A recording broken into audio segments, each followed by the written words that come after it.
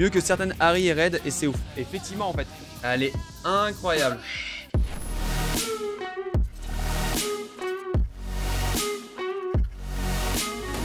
Allez, on va partir sur un unboxing. 6K Pro Blackmagic, nouvelle. On l'a vu en live la dernière fois, on était en live. Et je viens de la recevoir. Alors, vous emballez pas, les gars, c'est un prêt. C'est un modèle neuf, mais c'est un prêt. Allez.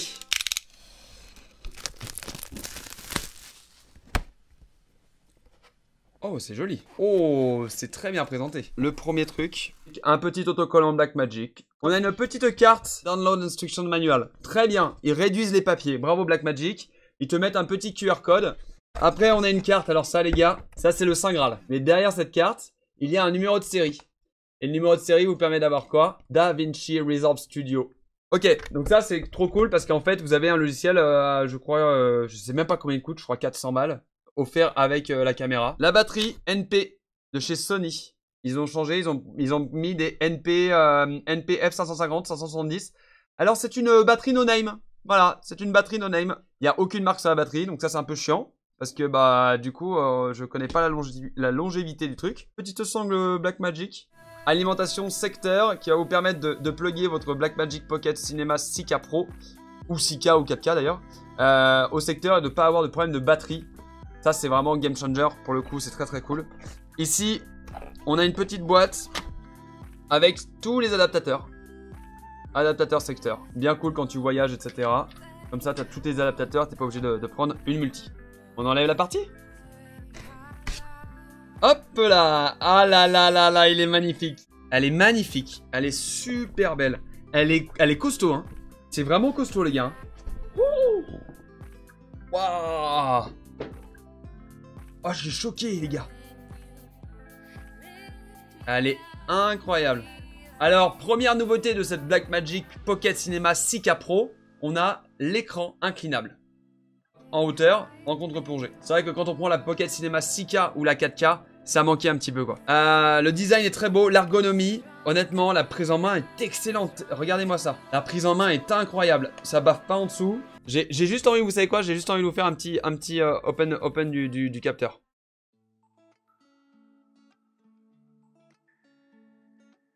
Ah, c'est magnifique. C'est un très bel objet. Quand on sait que ça vaut un peu plus de 2000 balles et que ça fait des images avec une qualité cinéma. Quand je vous dis cinéma, les gars, c'est que c'est cinéma. C'est-à-dire qu'on est sur une qualité vraiment, on a un format RAW qui s'appelle le Blackmagic RAW qui est juste incroyable. Donc ça, c'est le côté où on va pouvoir mettre le viewfinder. Le viewfinder qui est ici même. C'est une des principales nouveautés. Et en dessous, il y a Grip. Et ça, donc, c'est pour la 6K Pro avec le nouveau logo. Hein. C'est vraiment pour la changer. Et en fait, on va pouvoir mettre deux batteries. On a des sorties prise casque et micro en jack 3.5 mm. En dessous, on a l'HDMI. HDMI, donc c'est HDMI, je crois 2.0 ou 2.1. Il faudrait que je regarde. Ici, vous avez de l'USB-C, la prise audio 1 et 2 et l'alimentation qui est ici. C'est le 12 volts, hein, c'est le petit adaptateur que je vous ai montré tout à l'heure. Et là, votre caméra n'aura plus de problème de batterie. Mieux que certaines Harry et Red, et c'est ouf. Effectivement, en fait. Et honnêtement, à 2500 € en termes de qualité, vous n'avez pas mieux. En fait, c'est pas possible. C'est-à-dire que tous ceux qui vont dire oui, mais la 7 III, machin, etc. En fait, Sony, les caméras Sony sont très très bonnes. Hein. Là, c'est un A7C qui me filme. J'ai pu cropper dedans. Si je fais ça, hop, je repasse en 20 mm. Hop, ici. On est en 30 mm. Donc ça, c'est trop cool. Il y a un autofocus de malade. Mais ça, c'est une caméra de cinéma, de production vidéo. Et vous avez dedans un capteur APS-C, donc plus petit, ok. Mais par contre, vous avez du format RAW. Je crois que c'est 16 ou 14 bits. En format Blackmagic RAW. Qui va vous permettre de changer vos températures couleurs, les ISO. Et tout ça sans détériorer l'image, en fait. Voilà, c'est ça qui change tout, en fait. Lecture des fichiers incroyable. On a fait une prod avec l'Ursa Mini, projet 2 qui est à côté, qui est la caméra Blackmagic, qui a les mêmes fichiers Blackmagic RAW. Et en fait, ça se lit sur un petit MacBook Pro 13 pouces d'entrée de gamme. Voilà. Mais pas les M1, hein, les vieux, hein, parce qu'on a fait le tournage il y a 1 an et demi. Je vais vous chercher la Blackmagic Pocket Cinema 6K. Donc voilà. Donc là, on a vraiment le side-by-side des deux caméras. Et là, vous allez voir vraiment la diff. Voilà. Donc elle est vraiment plus haute. Elle est plus grosse, plus épaisse.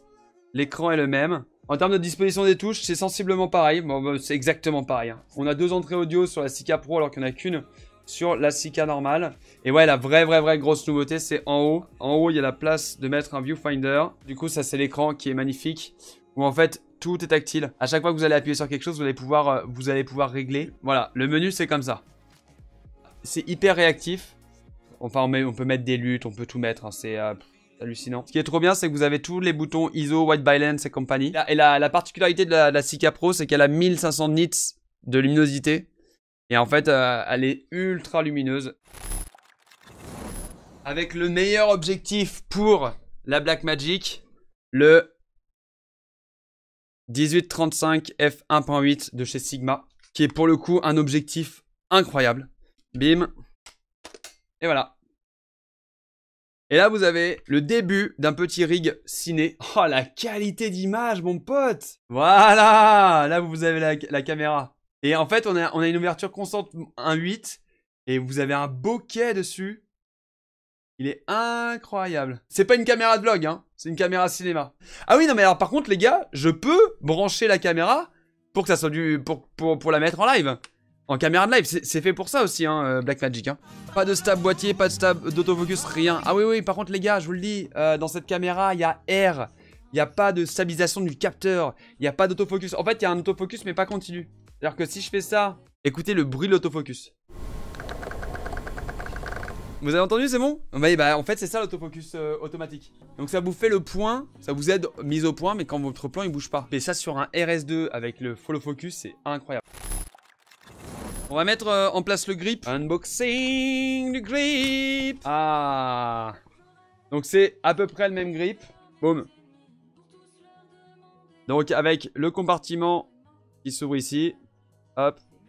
Vous tournez. Et ici, vous enlevez. Et vous avez 2 places pour des NP 550, 570. Vous avez un compartiment à enlever. Ici. Et après, vous venez visser. En gros, ça vous fait un rig qui commence à ressembler à quelque chose, quoi. Putain, j'ai oublié de vous dire, les gars. J'ai oublié de vous dire. Il y a des filtres ND intégrés. Ça, c'est la révolution, les gars. Vous le voyez ou pas? Là, vous voyez? ND filter. Et ça, c'est la grosse nouveauté. Il y a des filtres intégrés. Oh là là là là là là là là. 2, 4 et 6 stop, les gars. C'est incroyable. Ça, c'est la révolution, les gars. On a fait des prods, là, pour de la bagnole. Avec le RS2, machin, etc. Et du coup, on pilotait avec la caméra un peu l'inclinaison du truc. Et les filtres ND intégrés, pour les variations de lumière, c'est incroyable. On va unboxer le petit viewfinder, qui est vraiment la grosse nouveauté. Attention. C'est pas mal, hein. Alors, lui, il vaut 580 €. Ah ouais. Le connecteur se présente comme ça. Vous allez pouvoir l'incliner. Ah ouais. Du coup, on va pouvoir faire comme ça. Ah ouais. Ah, chambé. Oh, putain, c'est une dinguerie. Pardon, sachant qu'apparemment, il n'est pas de bonne qualité. MDR, ne l'achetez pas. Ah ah. Merci beaucoup, Clem. J'avoue que 580 balles pour un viewfinder, pas forcément ce que tu veux sur une caméra de cinéma en plus. Il n'y a pas... Ouais, il y en a qui l'ont, mais... Maintenant, t'as des écrans, des retours écrans. Waouh, c'est super bien fait par contre. Voilà ce que ça donne. C'est pas mal. Attendez, il faut que je remette mon œil dedans pour être sûr. C'est à chier. C'est à chier. L'écran, il est tout petit. Mais il est minuscule. Non, c'est pas possible. Attends, menu. Attends. L'achetez pas. Non, alors clairement le viewfinder il est ridicule. Il est ridicule. Je suis navré. Mais l'écran en fait, je sais même pas si vous allez pouvoir voir. Ce n'est pas possible. C'est tout petit. C'est vraiment tout petit. Écoutez, non, le viewfinder pour le coup, je suis très déçu. Mais j'ai quand même très hâte de la tester cette petite caméra. Hein, on va le setup, on va bien la mettre nickel. On va essayer de mettre une poignée, etc. Et puis... on se revoit très vite dans une prochaine vidéo. Et n'hésitez pas à vous abonner, à mettre un petit like, hein, ça fait plaisir. Allez, la bise!